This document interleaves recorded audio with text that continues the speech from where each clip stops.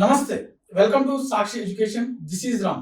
ఇటీవల APSC group 2 ఫలితాలలో రాష్ట్ర స్థాయి ర్యాంక్ పొంది ఏఎస్ఓ హోదా పొందినటువంటి గణేష్ గారు మనతో ఉన్నారు. వారి మాటల్లో మరిన్ని విషయాలు తెలుసుకునేటువంటి ప్రయత్నం చేద్దాము. నమస్తే సార్. నమస్తే సార్. సార్, ఒకసారి మీ ఫ్యామిలీ బ్యాక్గ్రౌండ్ గురించి అండ్ మీ నేటివ్ ప్లేస్ గురించి ఒకసారి చెప్పండి సార్. నా పేరు గణేష్. ఇటీవల ఏపీఎస్సి గ్రూప్ 2 ప్రకటించిన ఫలితాల్లో అసిస్టెంట్ సెక్షన్ ఆఫీసర్ జిఐడిగా జాబ్ సాధించాను. మా ఊరు, మా సొంత ఊరు లింగసముద్రం, ప్రకాశం డిస్టిక్. మా పేరెంట్స్ ఊర్లోనే లింగసముద్రంలోనే చిన్న టిఫిన్ సెంటర్ పెట్టుకుంటూ జీవనోపాధి సాగిస్తుంటారు. వాళ్ళని కష్టపడి చదివించారు. నాది 2019లో జేఎన్టీ అనంతపురంలో బీటెక్ అయిపోయింది. ఒకసారి మీ ఎడ్యుకేషన్ బ్యాక్గ్రౌండ్ మొత్తం స్కూలింగ్ నుంచి. నేను చిన్నప్పుడు 3rd క్లాస్ నుంచి 10th క్లాస్ వరకు మా ఊర్లోనే లింగసముద్రంలోనే ప్రభుత్వ పాఠశాలలో చదివాను. ఇంటర్మీడియట్ గుంటూరు ఎన్ఆర్లో చదివాను.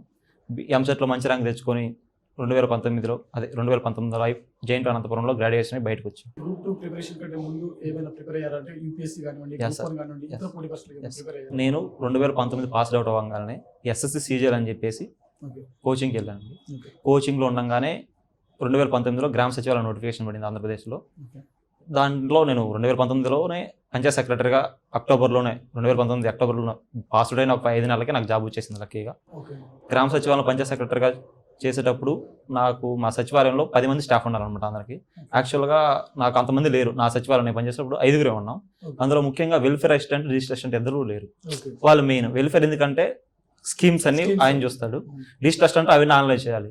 వాళ్ళిద్దరు లేరు కాబట్టి పంచాయత్ సెక్రటరీగా నా మీద బర్డెన్ పడింది. అవి 3 నేను బ్యాలెన్స్ చేసుకుండడం వల్ల జనాలతో నాకు ఎక్కువ రిలేషన్ ఏర్పడింది. అలా ఏర్పడడం వల్ల ప్రజలకి కావాల్సిన సమస్యలు అవన్నీ నాకు తెలిసాయి. కాబట్టి వాళ్ళకి నాకు బాగా ఇంటరాక్షన్ ఏర్పడి వాళ్ళకి నేను మంచి సర్వీస్ చేయగలిగానండి. మేబీ వాళ్ళ ఆశీస్సుల వల్ల ఏమో నేను ఇలాగా స్టెప్ బై స్టెప్ ఇలా గ్రోత్ అవుతున్నా.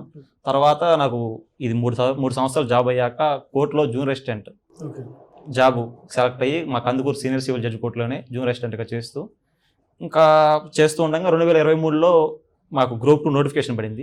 ప్రిలిమ్స్కి జాబ్ చేస్తూనే ప్రిపేర్ అయ్యాను. అంటే ఆల్రెడీ నాకు బ్యాక్గ్రౌండ్ ఉంది కాబట్టి ప్రిలిమ్స్ క్లియర్ చేయగలను. నాకు ఇంకా ఏపీ మెయిన్స్ కొత్త అనమాట.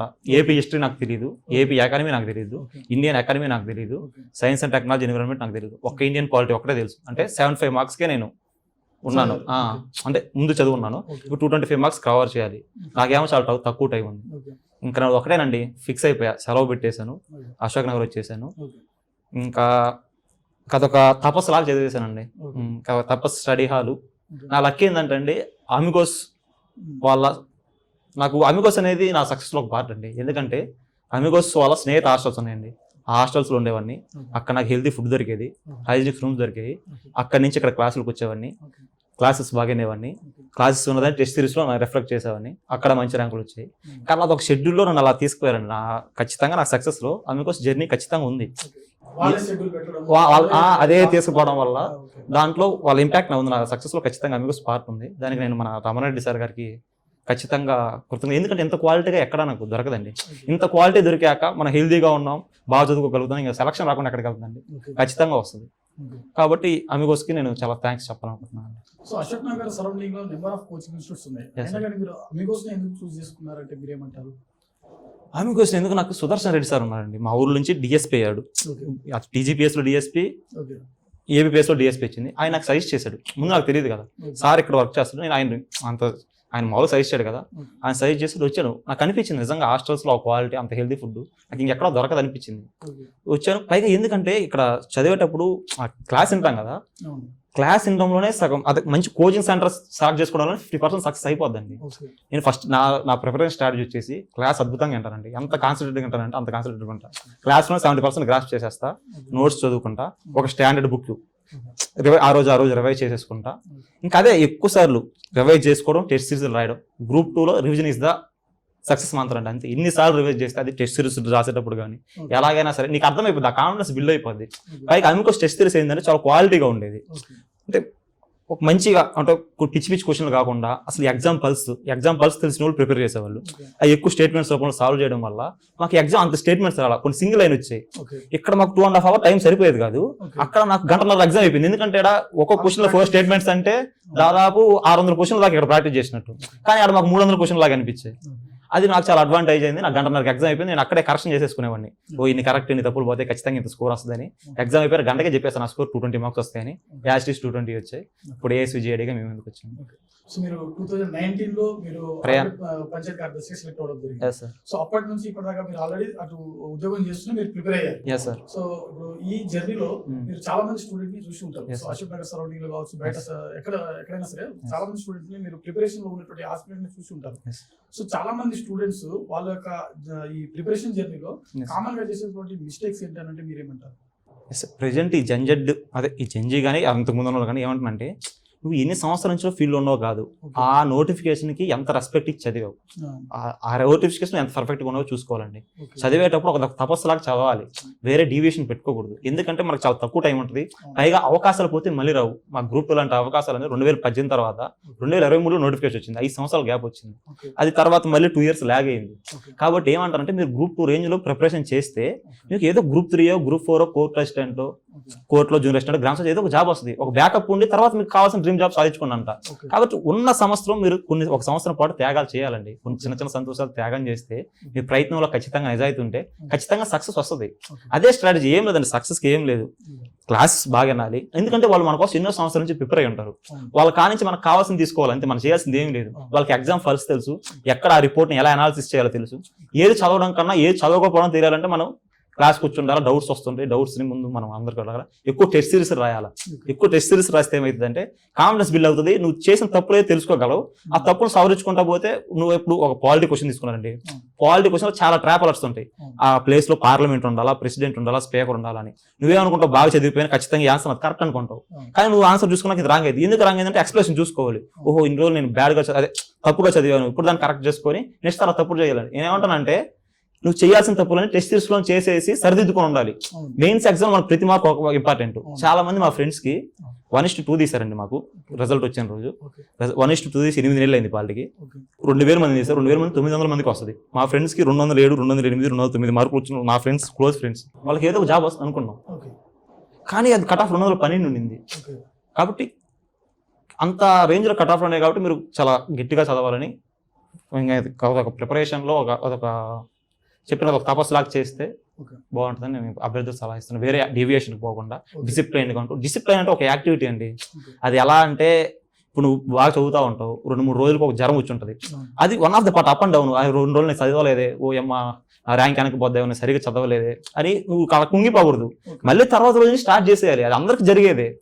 అది నువ్వు ముందుకు తీసుకుపోతా ఉండాలి, ఖచ్చితంగా సక్సెస్ వస్తుంది. పైగా ఇంకోటి, నేను చదువుతున్నా మర్చిపోతున్నాను అంటారు. అంటే గ్రూప్ 2 ఎగ్జామ్స్ అంటే కొన్ని ఫ్యాక్ట్స్ గుర్తుపెట్టుకోవాలండి, అవి మర్చిపోతా ఉంటాం. కాకపోతే మనం ఏం చేయాలంటే, ఎక్కువసార్లు రివిజన్ చేస్తూ ఉంటే, టెస్ట్ రాస్తూ ఉంటే నీకు తెలియకుండానే అది నీ బ్రెయిన్ లో స్టోర్ అయింటది. నువ్వు అడిగితే చెప్పలేవు, క్వశ్చన్ చూడంగానే నీకు స్ట్రైక్ అయిపోద్ది బ్రెయిన్ కి. కాబట్టి నువ్వు మనసుని చెప్పిన మాట అంటే ఖచ్చితంగా కరెక్ట్ అయింది ఆన్సర్. ఇంకా అదే చేయాల్సిందంటే టెస్ట్ సిరీస్ రాయాలి, బాగా ఎక్కువసార్లు రివిజన్, మంచిగా క్లాస్ వినడం, ఎక్కువసార్లు రివిజన్ చేయడం, టెస్ట్ సిరీస్ రాయడం, ఇదే సక్సెస్ మంత్రం. అంతే. 1 సంవత్సరం పాటు అన్ని త్యాగాలు చేయడం. మొబైల్ ఫోన్ అండి, చాలా మంది క్లాసులు వినేటప్పుడు కూడా బ్యాక్గ్రౌండ్ వాళ్ళు తెలియకుండానే ఆ సైట్కి వెళ్ళిపోతున్నారు. ఎవరైనా నాకు మెసేజ్ పెట్టారా వాట్సాప్ లో, ఫోన్ వచ్చిందేమో, అయ్యి నేను ఒక 10-15 రోజులు అనిపిస్తుంది. కానీ మనకు అంత ఇంపార్టెంట్ ఎవరండి, మనకి మనం ఉన్నది మన డ్యూటీ దేనికి వచ్చాం. మనం ఎవరికైనా సమాధానం చెప్పాలంటే మన పేరెంట్స్ కి, మన క్లోజ్ రిలేటివ్స్ కి చెప్పుకోవాలి. అంటే రిలేటివ్స్ కాదు, క్లోజ్ ఫ్రెండ్స్, ఒక 4-5 పెట్టుకోవాలి. వాళ్ళ వరకు మనం సమాధానం చెప్పుకుంటే చాలు. మిగతా వాళ్ళు మనం వచ్చిన పని, అంటే మనం వచ్చిన దానికోసం మిగతా వాళ్ళని వదిలేయడం మేలు. దాన్ని చూసుకుంటే కొంచెం ఆ ఫోన్ పక్కన పెట్టి, ఫోన్ వాడచ్చు మీకు ఏమన్నా అథెంటిక్ సోర్స్ గా, ఏమైనా ఇన్ఫర్మేషన్ కోసం. ఫోన్ లో టెస్ట్ సిరీస్ రాస్తారు కొంతమంది, పీడిఎఫ్ చదువుతారు, అలా వాడుకోవచ్చు, తప్పలేదు. నీకు అంతగా అనిపిస్తే 1 గంట సెపరేట్ టైం పెట్టుకో, 1 గంట నేను ఫోన్ చూస్తాను. దాని తర్వాత అదే డిసిప్లిన్ అంటే ఏం లేదు, ఏ టైంలో ఏం చేయాలి, ఆ టైంలో చేయాలంటే అది పక్కన పెట్టేసి కళ ముందుకు వెళ్ళిపోతా ఉండాలి.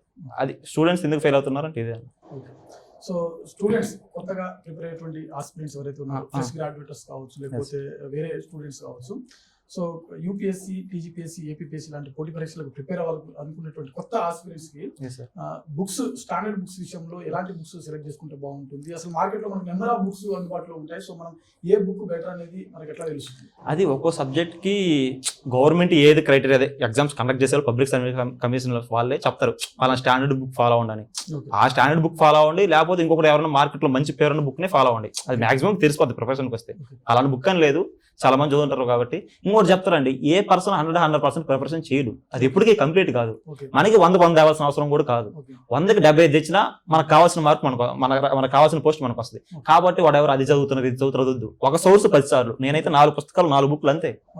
ఎన్ని నా పక్కన ఆ మెటీరియల్ తెచ్చుకున్నా, ఈ మెటీరియల్ తెచ్చుకున్నది, నాకు ఉన్నదే ఒకసారి చదివింది ఎక్కువసార్లు రివిజన్ చేయడం లేదంటే తెలియకుండా నీకు కొత్త కొత్త పాయింట్ తెలుస్తుంది.